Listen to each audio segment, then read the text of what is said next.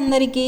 ఆలస్యం చేయకుండా కథలోకి వెళ్ళిపోదామా మరి అనేప్పటికీ నిర్ఘాంతపోయి ఒక మాట టోపీకేసి ఒక మాట ఆయనకేసి చూసి అక్కడ షాపులో వాళ్ళందుకే కాబోలు నవ్వారనుకున్నాను. సరే ఏమైనా కానీ ఈ అరవోడు ఎదుట లోకువ కాకూడదనిపించింది. అయితే ఏమంటా అన్నాను. నీకెందుకయ్యా ఈ ఆడవాళ్ళ టోపీ అన్నాడు.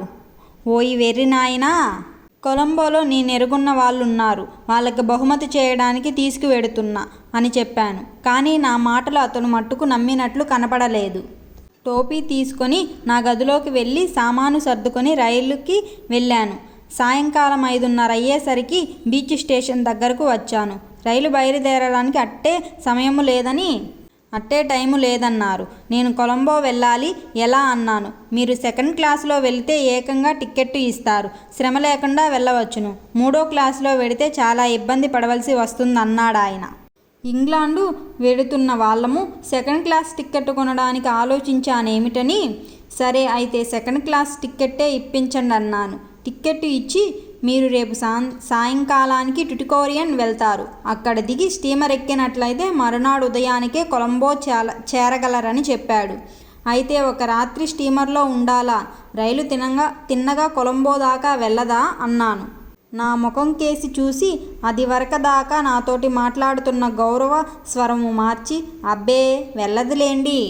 ఈ మధ్య పూర్వము రాముల వారి వారధి బాగుండేటప్పుడు వెళ్ళేదట. కానీ దారిమిలా అది శికస్తుపడి సముద్రము మామూలుగా అడ్డుగా ఉండడం వల్ల ఇప్పుడు వెళ్ళడం మానేసింది. అది బాగు చేయడానికి మళ్ళీ ఆంజనేయులు గారికి కబురు చేద్దామనుకుంటే వారి అడ్రస్ సరిగ్గా తెలియలేదు. అసలు తిన్నగా కొలంబో దాకే రైలు వెళ్ళవాలననే మా ఉద్దేశం కూడాను అన్నాడు. మారు మాట లేకుండా నా టిక్కెట్టు తీసుకొని రైలు దగ్గరికి వెళ్ళాను. గార్డు స్వయంగా వచ్చి సెకండ్ క్లాస్ పెట్టెలో ఎక్కించాడు. మీకు సౌకర్యంగా ఉంటుందని, ఎవళ్ళు అట్టే మంది ఎక్కరు, మీరు సుఖంగా పడుకోవచ్చునని చెప్పి వెళ్ళబోతున్నాడు. అట్టే మందేమిటి, అసలు ఎవళ్ళు ఇందులో ఎక్కకూడదు. అడ్డమైన వాళ్ళు ఎక్కడము మొదలు పెడితే నాకు మహా అసహ్యంగా ఉంటుంది. ప్రతి వాళ్ళతోటి కలిసి తిరగడము నాకిష్టము లేదు. ఈ రోజుల్లో ఎంతసేపు దూరంగా ఉంటే గౌరవం, కానీ అంతటి వారు కూడా మనతో తిరుగుతున్నారు. అగౌరవం మనకేమన్న మాట ఆలోచించరు. అటువంటి మర్యాద అది లేదు గనుక మన వాళ్ళు అంత నీచ స్థితిలో ఉండడము, ఆ గౌరవము మీ దొరలకే చెల్లుతుంది. మీ మట్టుకు మీరు చూడండి, నా మర్యాద గౌరవము అది ఆలోచించి ఇంత ఇదిగా మాట్లాడారా?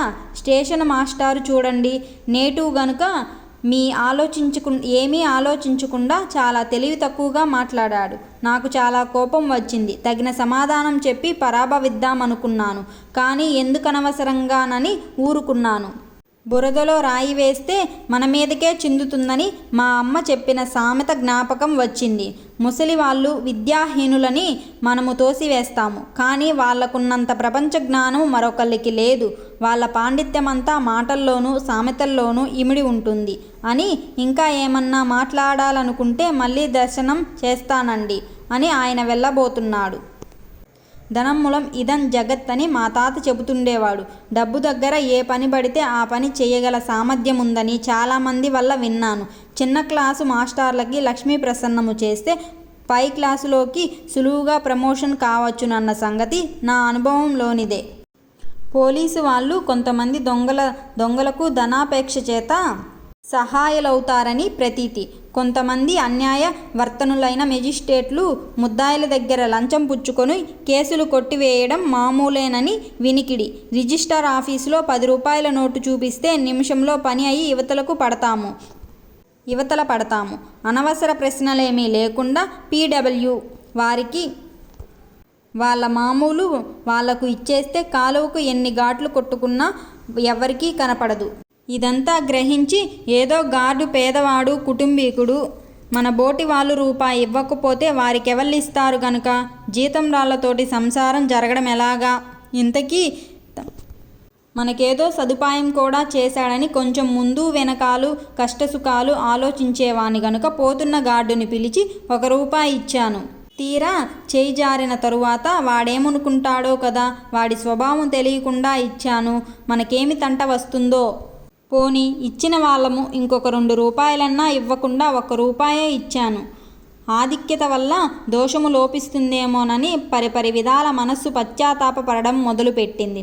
ఆ గార్డు నాకేసి ఒకసారి చూసి, రూపాయి కేసి చూసి మాట్లాడకుండా జేబులో వేసుకొని నవ్వుకుంటూ చక్కా పోయినాడు. ప్రపంచం ఇంతే కదా అనుకున్నాను. వీడేమన్నా అనుకుంటాడేమోనని నేను పరితపిస్తుంటే చడీ చప్పుడు లేకుండా రూపాయి జేబులో వేసుకుని చక్కా పోయినాడు. ఔరా, డబ్బెంత పని చేస్తుందనుకున్నాను.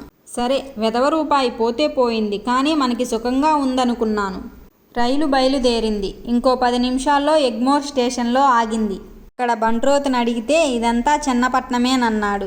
ఎంత గొప్ప పట్టణమని ఆశ్చర్యపోతూ ఊరు మధ్య నుంచి కూడా రైలు వేశారు. ప్రజలకేమీ ప్రమాదం ఉండదు కదా అనుకున్నాను. ఇంతట్లోకే నా పెట్టెలోకి 4 అరవ్వాళ్ళు రాబోయారు. చిలకల్లా వస్తున్నారా నాయనా, అవతలికి దయచేయండి అన్నాను. వాళ్ళు నా మాట వినిపించుకోలేదు. మాట్లాడకుండా తలుపు తీసుకొస్తున్నారు. అబ్బాయి, మీకు తెలియదు, ఇది 2nd క్లాసు. ఇందులో ఎక్కితే జుల్మానా వేస్తారు. అవతలికి వెళ్ళి ఇంకో పెట్టెలో ఎక్కండి అన్నాను. అందులో ఒకడు నా ముఖం కేసి చూసి, నువ్వు ఇక్కడున్నావే, 4th క్లాస్ పెట్టెలో ఎక్కవలసిన మనిషి వలె ఉన్నావు, దయచేయమని వచ్చి రాని తెలుగులో అన్నాడు. వాళ్ళ సాహసము చూస్తే నాకు ఆశ్చర్యం వేసింది. చిత్తము పెంకితనానికి సౌందర్యానికి మీది పుట్టిల్లు. ఇంక కబుర్లకేమి లోటు గనుక అధిక ప్రసంగం చేయకు, దయచేయమన్నాను. నేను అన్నదంతా వాళ్లకు బాగా అర్థం కాలేదని తోచింది. అందుచేత వాళ్ళు నా మాట వినిపించుకోనట్టు నటించారు. సరిదా అయ్యా, నీవు జాస్తి వాయాడకయ్యా, మాకు తెలుసును అన్నాడొకడు. ఇంతట్లోకే గార్డు అలా వెళుతున్నాడు. వీళ్ళని అవతలకి గెంటి వేయమని చెబుదామని కేక వేశాను. వాడు నా మాట వినిపించుకోకుండా చక్కా పోయాడు. ఇంతట్లోకి వీళ్ళకి తోడు ఇంకొక ఆయన చేరాడు. ఆ వచ్చిన ఆయనకి తోటి వాళ్ళ సంగతంతా చెప్పాడు. నాకు ఇంగ్లీష్ రాదనుకున్నారు కాబోలు వాళ్ళు. వట్టి పల్లెటూరి దద్దమ్మలా ఉన్నాడు. గార్డుకి 1 రూపాయో 2 చేతిలో పెట్టినట్టున్నాడు. ఇంక పాపం పెట్టంతా తనదే అనుకుంటున్నట్టున్నాడు అని వాళ్ళల్లో వాళ్ళు అనుకున్నారు. నేను గార్డుకి రూపాయి ఇచ్చిన సంగతి వీళ్ళకెలా తెలిసిందా అనుకొని, అనవసరంగా అట్టే మాట్లాడకండి. చెన్నపట్నం ఊరు కాకపోయినా నేను నరసాపురంలో చదువుకున్నాను. నేను గార్డుకేమీ ఇవ్వలేదు. మీ వైఖరి చూస్తే తెలియక పొరపాటున 2nd క్లాసులో వస్తున్నారేమోననుకొని మీ మేలు కోరి చెప్పాను. మీరు ఈ టికెట్లే కొనుక్కున్నట్లయితే ఇందులోకే రావచ్చును. నా అభ్యంతరమేమీ లేదన్నాను. దర్జాగా గార్డు రూపాయి పుచ్చుకొని మోసం చేశాడు కదా అనుకున్నాను.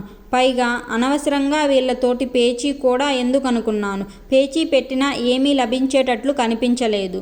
నేను అనవసరంగా దెబ్బలాడే స్వభావము కలవాన్ని కాను. ఇందులో లభించేదేమీ లేదని తెలుసుకున్న తరువాత అసలే పేచీలోకి దిగను.